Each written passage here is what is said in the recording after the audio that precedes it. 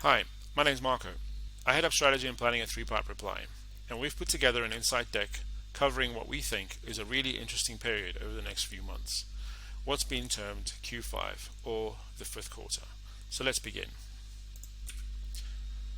In the aftermath of Black Friday, while many retailers are busy counting profits and preparing for post-holiday returns, the marketplace tends to go a little quiet. This period, dubbed Q5, is an oft overlooked opportunity for further holiday gains. Commencing from Black Friday to the end of January, week 48 to next year's week 4, there are three key moments that we feel are noteworthy. Pre-Christmas, where consumers are taking advantage of significant sales dates and getting organized ahead of the festive season, which is nothing new. But for some consumers, the fear of missing out due to shipping and delivery concerns will provide a new incentive to be more active at this time, which we anticipate will be to shift the balance of online versus bricks and mortar once again. Christmas Day and Boxing Day.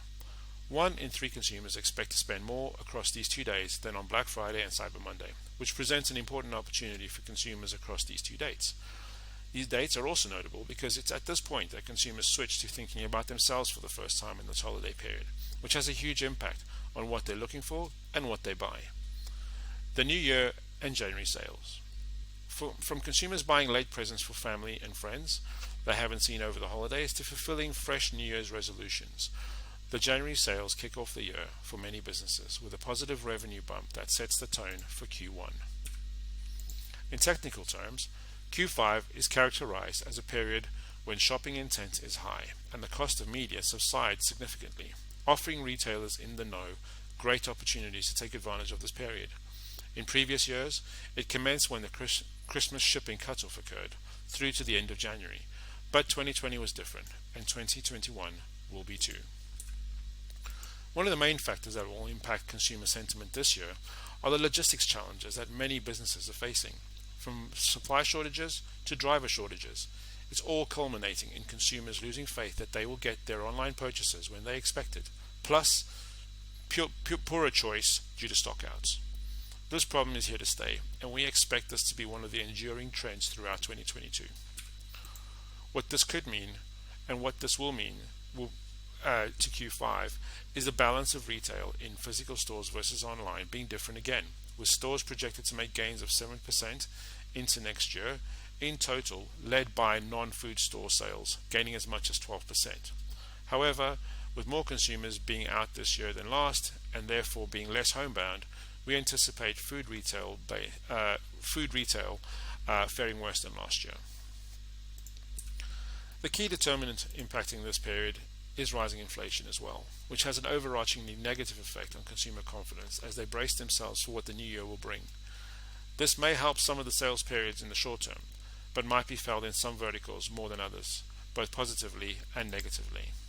The Bank of England has said there is a growing case for its first interest rate increase since the coronavirus pandemic struck last year, with inflation expected to top 4%. Bank of America's proprietary UK Consumer Confidence Indicator continues to drop, reaching their lowest since February on their 7-day moving average as of November 8. It's not all bad news though. UK starting pay has jumped by the most on record as staff shortages are biting and more people are taking up employment. Bank of America data shows little sign of a damaging 1970s style wage price spiral. Expectations for pay growth in their survey shows little sign of change and remains close to pre-pandemic norms. Similar to 2020, 2021 will present its own unique set of challenges, as mentioned, for retailers, and we anticipate it will impact them in 4 main ways. Last shipping dates could be less of a factor for online shopping as consumers front-load their buying, allowing more time for delivery. As consumers lose faith in online shopping due to delivery challenges, and assuming restrictions remain the same, shopping on the high street could benefit significantly. Discounting will start earlier and more aggressively as some retailers get caught out or bring their planned periods forward to get ahead of the competition. Communication from retailers is therefore important, particularly to their existing customer bases through their CRM program, which will be more critical than ever, to ensure that they're not disappointed and brands attempt to shift as much of their stock at full price ahead of the volatile sales period. So how do we win in this Q5? Amazon Boxing Day sales traditionally kick off on November 26th, but in previous years we've also seen its Boxing Day sales starting as soon as Christmas Eve, with these sales merging into January sales in the week after. Many retailers will be proactively and reactively planning based on what the retailing giant does. Gift card season commences the day after Christmas, and many people tend to go in store for redemption. Gift cards tie up a massive percentage of retail revenue every year. The estimated market value of gift cards in 2019 was comfortably north of £7 billion, according to some of the latest research by the Gift Card and Voucher Association, and growing with online sales of gift cards this time last year increased by a staggering 117% year on year. Given the average value of gift cards are £28 and 50% of the recipients redeem them within a month of receiving them, the opportunity at the point of redemption is clear. So what is the important opportunity? Well, 2/3 of recipients spend up to 67% more than the gift card value. 43% made a one-off purchase on a new brand they'd never used before. A fifth of these becoming regular customers. Redemption happens online and in store, so it's on retailers to ask themselves the question of how they can add to the consumer experience either through cross-sell or upsell opportunities, because it's clearly worth it. One of the key points that we think are also key to this period is the growing trend of buyer fatigue that sets in at this time of year. Consumers get bombarded every year with different sales periods and dates, offers, end of offers, etc. What's happening year on year is the market grows tired, which means a special is not a special anymore. The perception of a true discount has to an extent lost its luster, meaning retailers are countering this with longer periods, heavier discounting, or offer extension. One of the factors that is contributing to this fatigue is that actually on sale for the first time, and what is actually on sale for the first time in these periods. Some research by Edited showed that over 75% of stock going on sale in the January sales period of 2021, for example, was not on sale for the first time, with over 50% having been on sale for the last 12 months prior. Consumers have caught on that most stock on sale is not on sale for the first time and are often lines that have been unsuccessful at full price. What we're saying here is balance is everything, and the blend is important with what's on sale and what's new on sale as part of the overall mix. This is important, particularly given the how consumers' intent changes pre-Christmas and post-Christmas. Taking a deeper dive into what is bought can provide some clues onto how offers could be structured to maximize this upcoming period. We can see that when buying gifts for others, products like chocolates, alcohol, books, clothes, toiletries, and perfumes top the list. When buying gifts for themselves, though, the list changes entirely on some items, with some products holding on.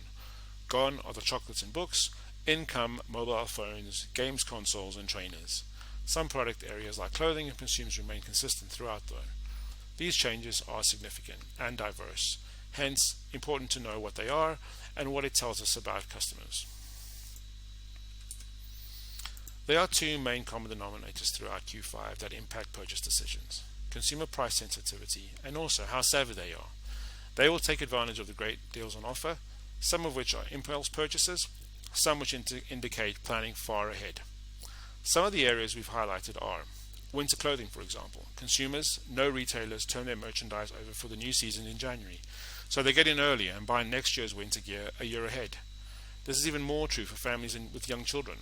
Children can pose a challenge if they hit a particularly large growth spurt, but parents are usually safe buying the next size up. Food.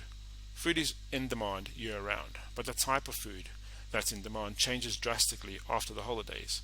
Consumers scoop up serious deals in the grocery aisles after Christmas. Baking supplies, wine, cheese, and seasonal flavors of products are all on the way out as grocers clear what is left from the holiday season, making way for health foods everyone wants in January. Consumer electronics. Black Friday can have great electronic deals, but consumers know sales can be just as good or better after the new year. As consumer electronics shows come around at the beginning of the year with new items and models, retailers have to unload last year's models to free up shelf space. Toys and small gifts. Retailers are left with excess stock of cosmetic sets, toys, spa gift baskets, and more post-Christmas, which are discounted to the clearance bin. With upcoming kids' birthdays and new neighbors to welcome, toys and spa sets have enduring value for consumers, and so get snapped up. Price sensitivity aside, the new beginnings wave in January is stronger than ever, every year. As mentioned, consumers put themselves first, and New Year, New Me translates into buying intent driven by products that will feed their soul. From high quality personal beauty products to new gym memberships or brand new cars, this self-centered me first intent is powerful and a trend brands can significantly capitalize on. There are, however, products that buck the trend. The fitness industry runs contrary to the logic of charging higher prices during periods of high demand. That's because the demand for fitness goods after Christmas is fragile in that it hinges on one tradition. Most people make New Year's resolutions to get in shape and lose weight. The stores and gyms know this, and they capitalize upon everyone's great intentions by running sales on fitness equipment, video workouts, and gym memberships after the first of the year. Although everything from exercise balls to treadmills can be bought cheaper in the new year, savvy consumers know there are even bigger deals in the used market if they hold off for more than a few months, often finding killer deals on Facebook Marketplace, for example, or eBay, on almost new fitness equipment that people purchased at the beginning of the year and never ended up using. With this new beginnings wave will inevitably come a higher state of consumer consciousness too.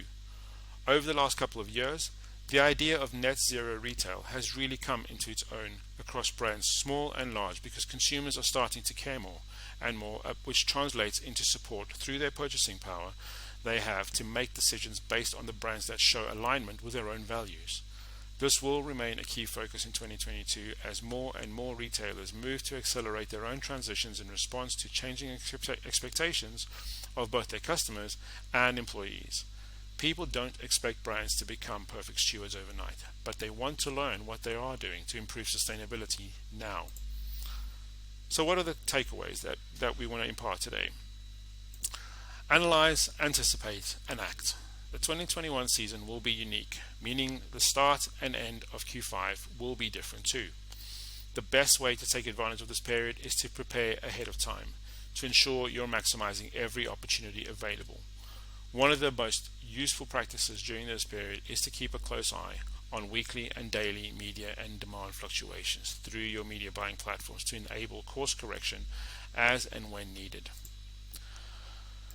Use CRM to nurture relationships, prompting consumer proactivity and reactively as this period progresses.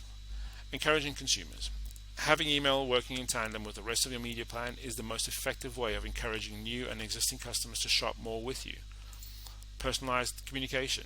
Close-in segmentations of lists based on interests and purchase history allows you to tailor subject lines, content, and deals to each subscriber, making each email far more meaningful.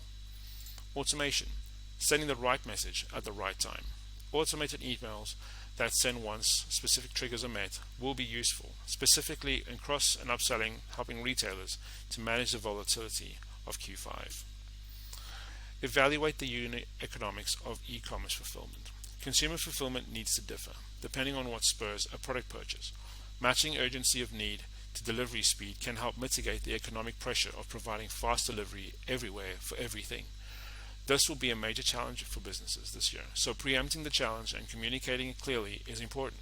For example, when urgency is low for products, such as personal indulgences, think sneakers, or upcoming special occasions, many retailers still deliver packages sooner than consumers need them.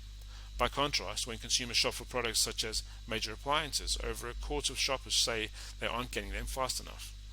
Understanding consumers' delivery needs and marketing against them are both essential for optimizing their experience and optimizing for margins. Expect your shopper to be more omnichannel than ever. During the pandemic, retailers saw a dramatic shift towards e-commerce. While the move online happened quickly, e-commerce has stabilized as people look for more in-person experiences. In the US, for example, only 14% of US shoppers said they will not shop in-store this holiday season. It will be a similar story here in the UK. But as in-store shopping resurges, digital's role in shopping has been cemented, as more than 70% of surveyed participants reported that their shopping journey involved online touchpoints too. Digital will be a critical part of this journey more than ever before, whether it's online or in-store. Making the customer experience mobile friendly. It's your communications bridge. The shopper continues to be mobile first, which has become even more pronounced in the past year. Since the pandemic's onset, more than a quarter of online shoppers are shopping on their mobile devices, ranging as high as 44% for grocery, though many have had nearly constant access to their home computers too. This includes app usage and downloads, which we've seen reflected on Google, where searches for online shopping app download have grown globally by over 300% year over year. Retailers need to recognize the distinctive aspects of each channel and optimize the experience accordingly. Consider deep linking or driving app downloads for categories like grocery that are mobile heavy. Highlight consumer shopping options based on category. To consumers, the role of the store will vary based on their needs and the category of products offered.